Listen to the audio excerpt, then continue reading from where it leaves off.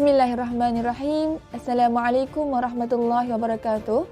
Kami daripada Kumpulan 4 akan membentangkan berkenaan tajuk isu-isu takfir dalam sejarah Islam. Baiklah, secara umumnya, takfir merupakan suatu tindakan menghukum pihak lain sebagai kafir dan ia bukan amalan Rasulullah SAW. Baginda SAW telah menentang sifat melampau tersebut semasa hayat baginda. Hal ini kerana takfir boleh membawa kepada implikasi yang sangat buruk, iaitu kepada pihak yang dikafirkan akan dianggap sebagai sesat, keluar daripada Islam serta halal darah mereka untuk diperangi. Kita pergi kepada konsep takfir berkenaan dengan definisi takfir. Takfir berasal daripada perkataan bahasa Arab, iaitu daripada kata kerja kafara.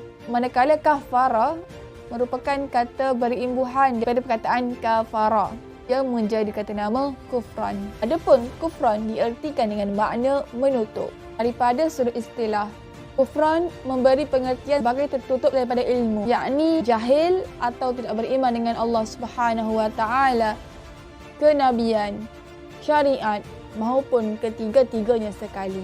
Manakala takfir pula iaitu suatu perbuatan menuduh atau menghukum seseorang atau kumpulan tertentu dengan hukuman takfir kerana dianggap berlaku penyelewengan dan sebab pelanggaran terhadap syariat Islam seperti tidak melaksanakan hukum Allah Subhanahu Wa Taala ketika mana berkuasa atau melantik orang kafir sebagai pemimpin kepada orang mukmin, maupun perbuatan, perkataan dan i'tikad yang nyata bercanggah dengan akidah ahli sunnah wal jamaah.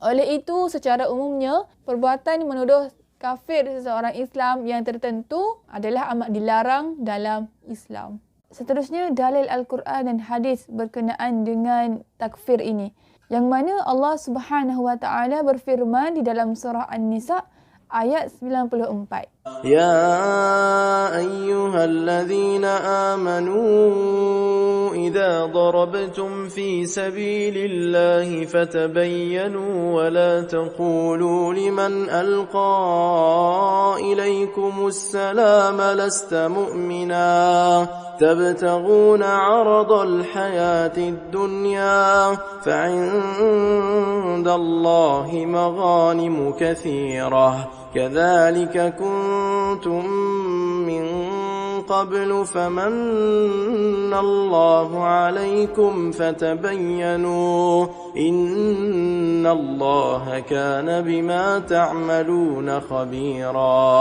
Melalui ayat ini, Allah Subhanahu Wa Taala melarang kita mengkafirkan orang sesuka hati. Lebih baik lagi sekiranya ia disertakan dengan tindakan membunuh kepada orang tersebut. Adapun juga sabda Nabi Muhammad SAW, ayyuma rajulin qala li akhihi ya kafir faqad ba'a biha ahaduhuma. Artinya, mana-mana orang yang mengatakan kepada saudaranya wahai kafir, maka jatuhlah kafir itu ke atas salah seorang daripadanya. Hadis riwayat Al-Bukhari dan Muslim. Dengan ini, sesiapa yang membid'ahkan orang yang tidak bid'ah, menyesatkan orang yang tidak sesat, mengkafirkan orang yang tidak kafir, maka hukum tersebut akan kembali kepadanya. Berbalik kepada pandangan Imam Hasan Al-Banna berkenaan isu takfir ini, bahawasanya beliau menyatakan bahawa kita tidak mengkafirkan seorang Muslim yang telah mengucap 2 kalimah syahadah, melaksanakan tuntutan-tuntutannya dan menunaikan kewajipan-kewajipannya dengan hanya berdasarkan kepada pendapat atau maksiat yang dilakukannya. Melainkan jika beliau mengakui kalimah kufur atau mengingkari perkara agama yang diketahui secara daruri atau mendustakan ayat Al-Quran yang jelas pengertiannya, atau menafsirkan Al-Quran dengan penafsiran yang tidak diterima oleh semua uslub bahasa Arab dalam semua keadaan, atau melakukan sesuatu yang tidak boleh ditafsirkan selain dari kufur. Baiklah, setelah jelas akan konsep takfir yang telah diterangkan oleh sahabat saya sebentar tadi, kita beralih pula kepada isu-isu takfir yang berlaku sepanjang sejarah peradaban Islam, bermula dari peristiwa sejarah awal Islam yang berunsurkan kefahaman yang melampau sehingga peristiwa keganasan radikal ekstrim yang dilakukan oleh kumpulan-kumpulan berideologikan takfirisme pada zaman kontemporari kini. Isu pertama ialah isu pembahagian harta rampasan Perang Hunain. Jika diturut kaedah catatan sejarah, pemikiran dan kefahaman melampau ini sudah wujud, sudah ada pada zaman Rasulullah lagi. Kefahaman melampau ini dapat dikesan menerusi kisah pembagian harta Perang Hunain yang telah dibahagikan oleh Rasulullah di desa Jiranah setelah baginda menang dalam peperangan Hunain.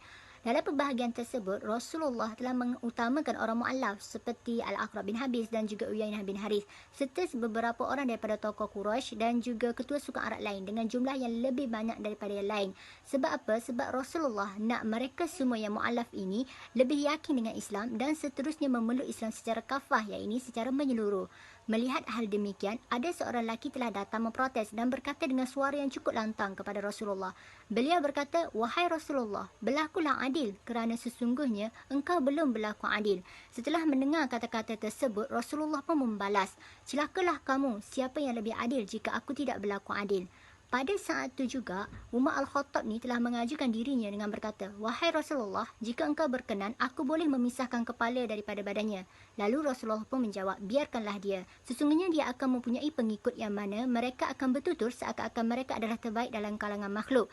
Mereka membaca Al-Quran tetapi tidak sampai ke tengkorok mereka. Mereka keluar daripada agama sebagaimana keluarnya busur daripada anak panah." Lelaki yang dikisahkan tersebut bernama Zulquaisirah daripada Bani Tamim. Penyebab kesesatannya ini ialah dia ni menganggap pendapat dia lebih baik daripada Rasulullah. Jika dia ni betul-betul memahami agama dengan baik, tentu sahaja dia akan mengerti bahawa tak ada yang lebih tinggi daripada pendapat dan juga keputusan Rasulullah. Di sini, para ulama mengatakan generasi penyambung Zulquaisirah yang dimasukkan oleh Rasulullah ini merupakan golongan Khawarij yang akan muncul pada zaman kemudiannya, iaitu pada zaman Sayyidina Ali radhiyallahu anhu. Bismillahirrahmanirrahim. Okay, baik, kita beralih kepada isu yang kedua pula, iaitu isu mengenai isu tahkim dalam peperangan Siffin. Okey, sebelum kita masuk kepada peristiwa isu tahkim, okey, kita sebut sedikit mengenai apa yang dimaksudkan dengan tahkim. Okey, tahkim dari segi bahasa iaitu diambil pada masdar bagi kata hakama, iaitu yang bermaksud melantik seseorang menjadi hakim untuk mengadili sesuatu perkara. Okey, dari segi istilah yang mana tahkim bermaksud sebagai persetujuan kedua pihak yang bertelagah untuk menerima sesuatu keputusan pihak, bermaksud sebagai persetujuan kedua pihak yang bertelagah untuk menerima sesuatu keputusan pihak tertentu dalam menyelesaikan perselisihan mereka. Okey, itu yang dimaksudkan dengan tahkim. Sebelum masuk kepada peristiwa tahkim, mana menyebabkan kematian Uthman, Khalifah Uthman ni menyebabkan berlakunya perpecahan di kalangan umat Islam sehingga terbagi kepada 4 golongan. Okey, jadi selepas kematian Uthman, di mana Sayyidina Ali ni ia terpilih untuk menjadi khalifah. Okey, pada awalnya Sayyidina Ali ni dia menolak, tetapi ramai daripada sahabat-sahabat menyuruh untuk menerima jawatan sebagai khalifah itu. Okey, baik. Jadi perbaiyah yang dibuat pada 35 Hijrah, mana kebanyakan perbaiyah itu daripada kaum Ansar dan Muhajirin. Okey, jadi dan juga pada serta para sahabat-sahabat lain.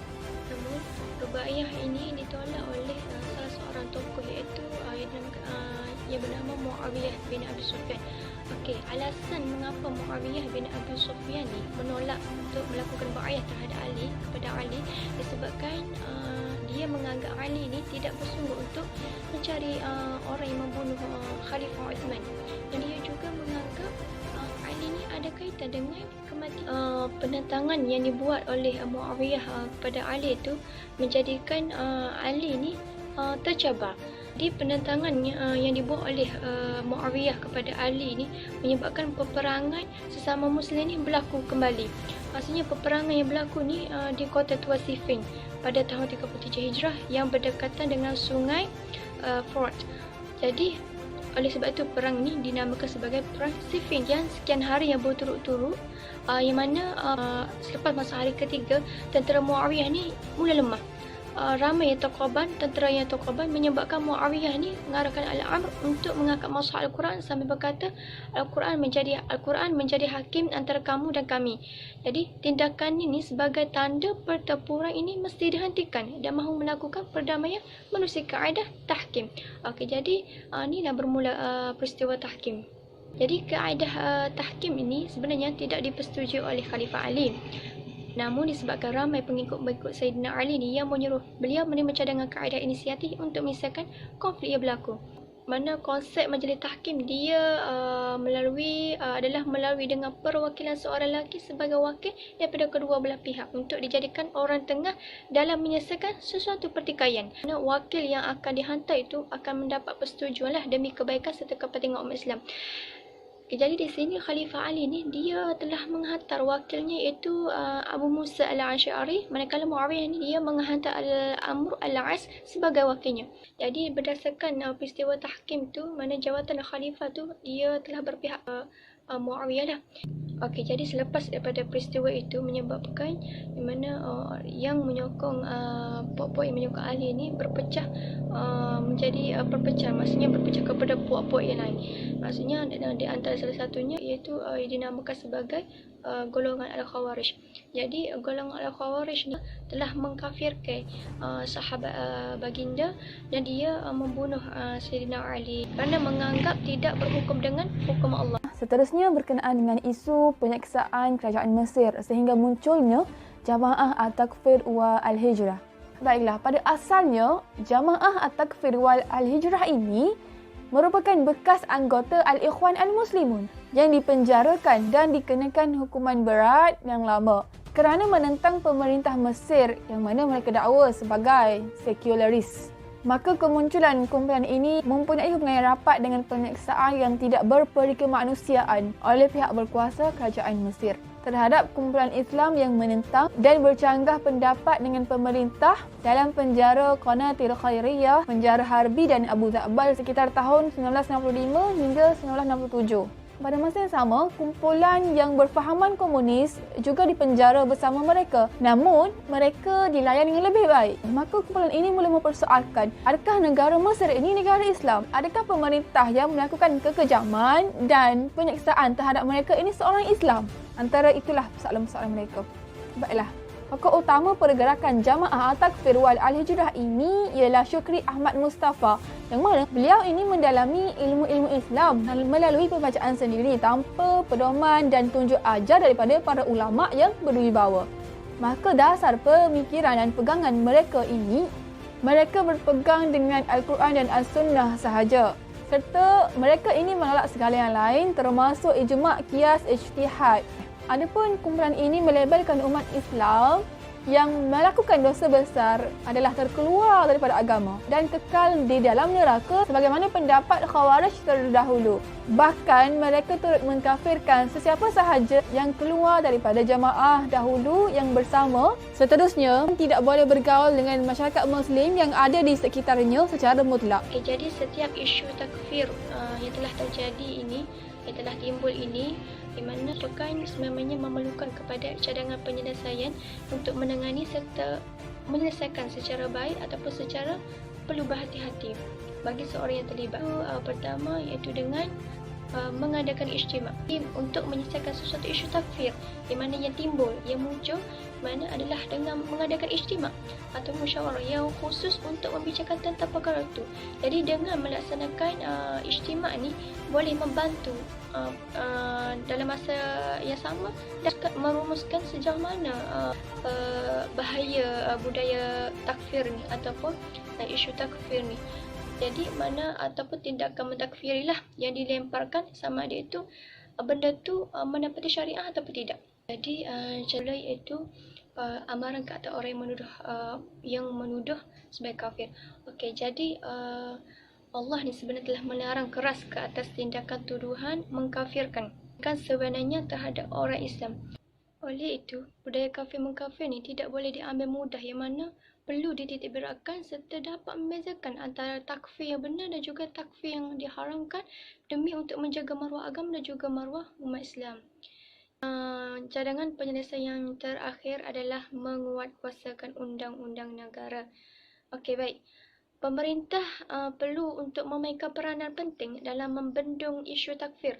Pemerintah perlu juga untuk mengambil tindakan yang tegas supaya ianya tidak merebak dan juga tidak berleluasa yang mana yang boleh mengakibatkan perpecahan di kalangan umat Islam seluruhnya.